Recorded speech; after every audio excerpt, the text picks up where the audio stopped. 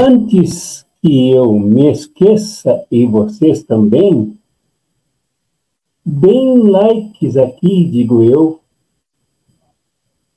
se inscrevam no canal, ativem o sininho para receber as novidades praticamente diárias durante a semana e comentem, principalmente depois de assistirem cada vídeo e em cima fazerem as reflexões de vocês, até contando um pouco sobre vocês, quem são vocês que saúdam, que cumprimentam, que concordam, que discordam, que perguntam. Contem um pouquinho sobre vocês, por favor, porque isso também servirá de assunto para outros encontros e será um grande reforço aqui para o nosso canal. E observem aqui o Pix aqui embaixo, que passa aqui, este sim, dinâmico, se movimenta, com a chave domorvandil@gmail.com, para receber o apoio material de vocês, objetivo, concreto, para nos ajudar a sobreviver e a reforçar ainda mais o nosso canal, inclusive fazendo a divulgação necessária nas redes sociais, e para isso tem custo e muito custo. E esta é a primeira edição deste quadro chamado Um Bilhete para Ti.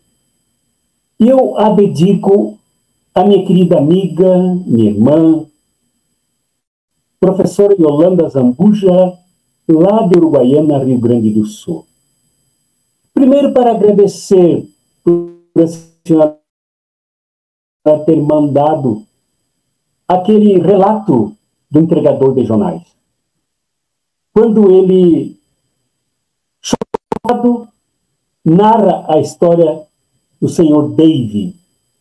David, o senhor idoso, viúvo, que aguardava todos os dias que o entregador tocasse na campainha e o chamasse para receber os jornais.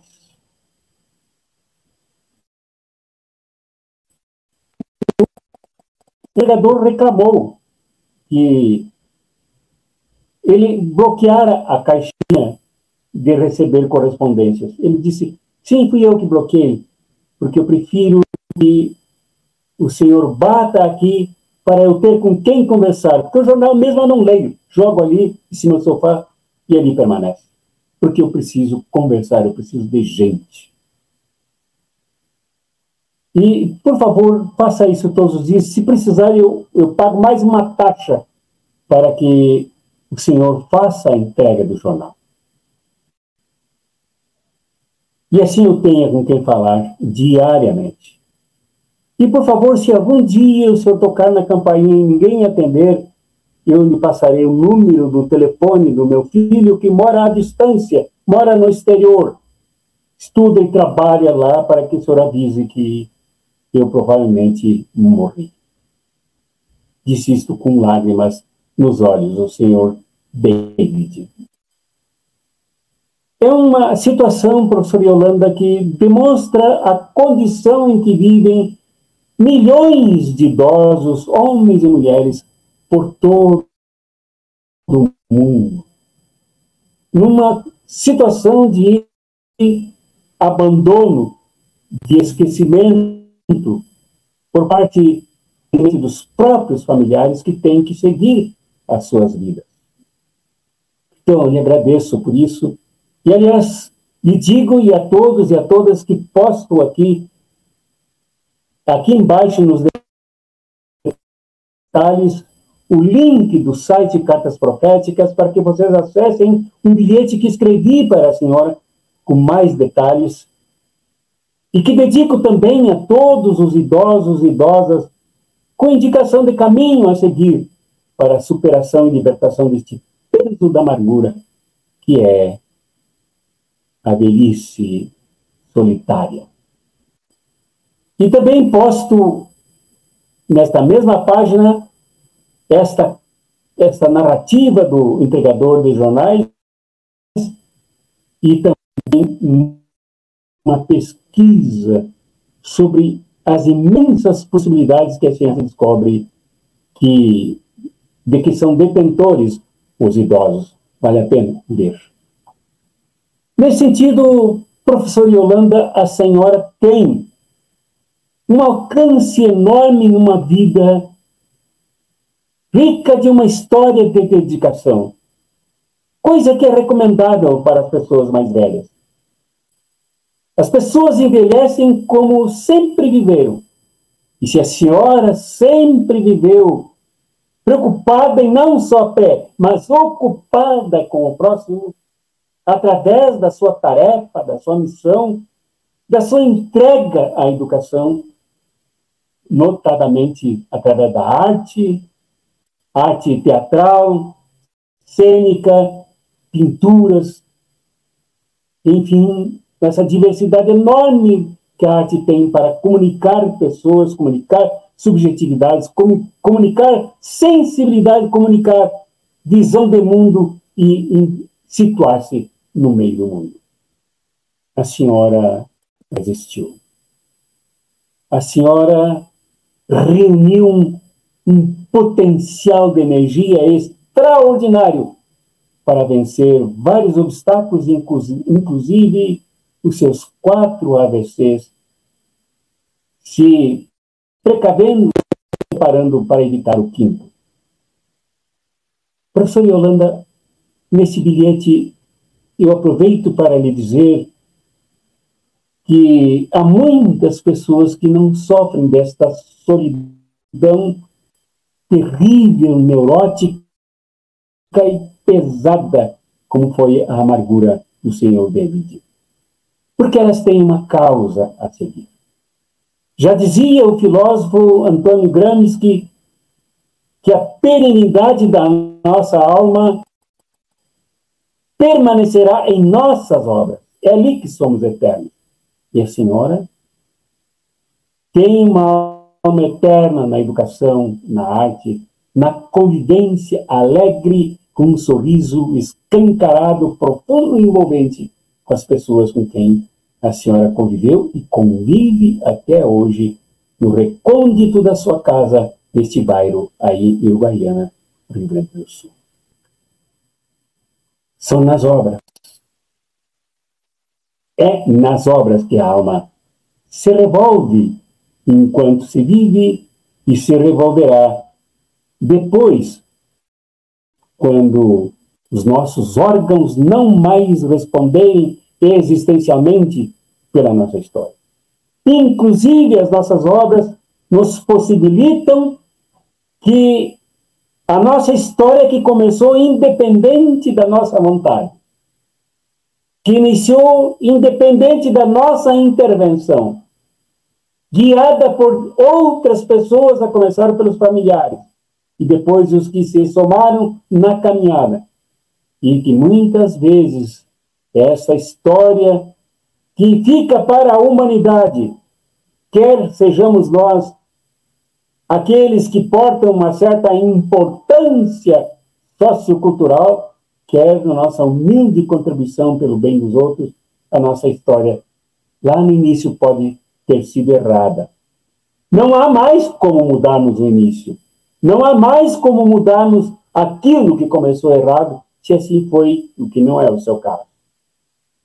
Mas é possível mudar o fim da história, transformar o fim da história e torná-la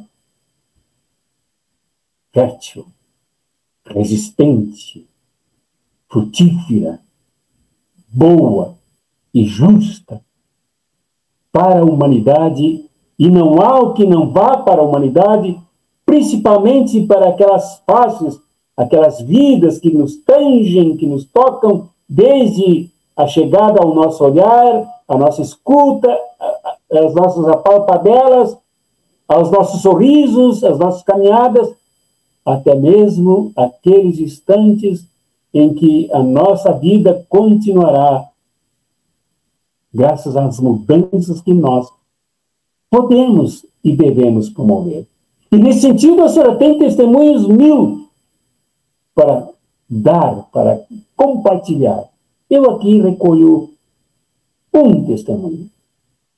No momento em que esse país foi convulsionado politicamente com uma onda de protestos falsos, manipulados do exterior, criou-se uma coisa aqui chamada mensalão, de um ídolo de pés de barro chamado Joaquim Barbosa. A senhora foi para esta fila. A senhora se engajou naquilo que parecia ser uma coisa boa, uma luta contra a corrupção. No entanto, queimando inocentes, eliminando pessoas que se dedicavam à pátria, que se dedicavam ao próximo, que se dedicavam à sociedade, que se dedicavam aos direitos humanos, ao contrário daquilo que os pregoeiros diziam que era combate à corrupção. No entanto, quando a senhora se deparou com o site de cartas proféticas, que seguia no outro caminho, o caminho anti-golpe, o caminho anti-lawfare, o caminho anti-mensalão, o caminho anti-mentira, a senhora se deu conta de que a senhora trilhava o caminho equivocado, digamos assim. Cercado de pessoas amadas, mas equivocadas. Cercado de pessoas belas, mas equivocadas. Cercado de alarido, mas ruídos equivocados. A senhora mudou de rumo. A senhora mudou o fim da sua história. E engajou-se. Ainda dispunha de muita mobilidade, se deslocou para ir às ruas para noutra direção, para defender o país, defender a democracia, defender os direitos humanos, denunciar a mentira, denunciar a manipulação e, assim, reencaminhar o nosso país aos rumos justos que ele deve seguir. A senhora mudou o fim da história. Poderia hoje amargar uma profunda tristeza, além do abandono, o peso da consciência, acusando atrozmente aqueles que eram. A senhora mudou. Como é bom mudar. Então, hoje as pesquisas corroboram com isto que a senhora decidiu como novo rumo, como mudança do fim da história. Tanto que o diretor da Escola de Medicina da Universidade de George Washington afirmou que o cérebro de uma pessoa idosa é muito mais prático do que se acredita. Por isso podemos mudar. Nesta idade, a interação dos hemisférios direito e esquerdo, tão aparentemente separados durante a juventude, torna-se harmoniosa, o que amplia nossas possibilidades criativas. É por isso que entre as pessoas com mais de 60 anos é possível encontrar muitas personalidades que acabaram de iniciar suas atividades criativas, mudando o fim da sua história. Bacanas são as dicas saudáveis do diretor desta faculdade, e essas dicas se baseiam exatamente na pesquisa científica e não em opinião subjetiva e pessoal. Dica 1. Não tenha medo da velhice. Como a senhora que não tem medo da velhice? Pelo contrário, alegra-se, orgulha-se dos seus cabelos brancos. Segunda, esforce-se para desenvolver-se intelectualmente. Leia, veja filmes, debata, ouça, mude de opinião. Terceiro, aprenda novos ofícios, faça música, aprenda a tocar instrumentos musicais, pinte quadros, coisa que para a senhora é fácil, a senhora é no campo da arte. Dance. Quarto, interesse-se pela vida, conheça e comunique-se com outras pessoas. Faça planos para o futuro. O futuro não tem data marcada. não tem prazo de vencimento. O futuro é um dia, 2, 3 meses, 2 anos, 10 anos, 20 anos, 30 anos. O futuro sempre é o amanhã. Viaje o melhor que puder. Lembre-se de passear. Lembre-se de visitar. Lembre-se de chamar as pessoas para visitá-la. Isto é parte de uma vida ativa de quem se recusa a embotar-se, a morrer em plena vida. Todas as coisas boas ainda estão diante de mim e da Senhora. Há que conquistá-las com todo o esmero, com toda a força, com toda a paixão e, por que não dizer, com toda a compaixão da que a Senhora é muito bem dotada.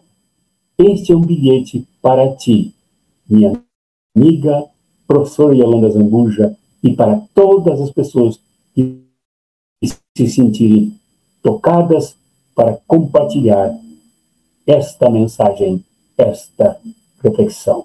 Porque denunciarmos um modelo social, um modelo de sociedade que aí temos, puramente burguês, que faz com que as pessoas, quando éramos novos, trabalhássemos dedicadamente, consagradamente, desgastadamente, imaginando que um dia teríamos até uma vida adulta mais tranquila, e muito mais ainda, uma vida idosa a desfrutar a vida, quando a pesquisa mostra que depois da aposentadoria é que começam novos e pesados problemas.